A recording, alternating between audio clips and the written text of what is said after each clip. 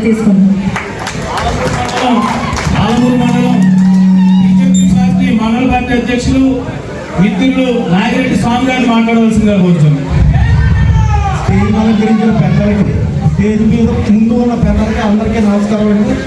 అందరూ అన్ని విషయాలు చెప్పారు. నేను ముఖ్యంగా 2 విషయాలు చెప్తున్నాను.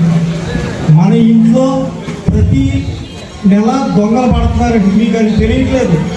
కేంద్ర ప్రభుత్వం తల ఒక్కటికి పంచాయతీ అభివృద్ధి కోసం 1648 రూపాయలు ఇస్తుంది.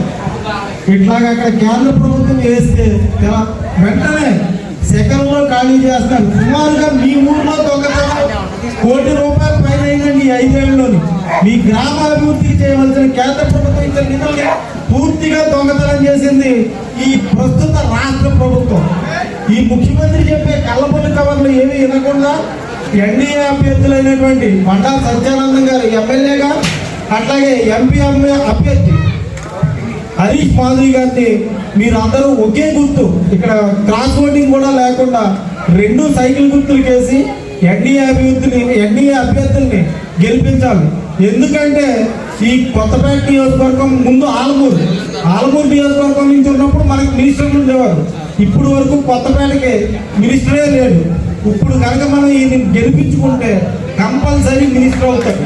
అందుకోసం మనం అంతా కష్టపడి ఒక 15 రోజులు కష్టపడి ఇంట్లో ఉన్న స్త్రీలకే, అట్లాగే యువకులకి, కొత్తగా మనకు ఓట్లు వచ్చిన యువకుల్ని మోటివేట్ చేయండి. ఎందుకంటే మీకు అభివృద్ధి కావాలన్నా పొరుగు రాష్ట్రాలు వెళ్ళి బతకక్కర్ లేకుండా, ఎందుకంటే ఎప్పుడో బీహార్లో చూసేవాళ్ళు ఇక్కడ కూలిపల్లి వస్తున్నారని. అట్లా కాదు, మన పరిస్థితి బీహార్లు యూపీలు పారిపోయి పని చేసుకోవాల్సిన పరిస్థితి వస్తుంది ఈ 5 ఏళ్ళలో.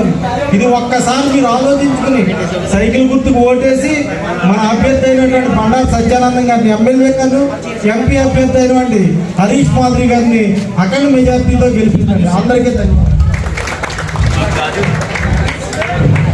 ఎన్ఆర్ఐ పెద్దలు గౌరవనీయులు రాయుడు వెంకటేశ్వర గారిని క్లుప్తంగా మాట్లాడవలసిందిగా కోరుతున్నాను. అందరికీ నమస్కారం అండి. సభాధ్యక్షులు సంగీత సుభాష్ గారు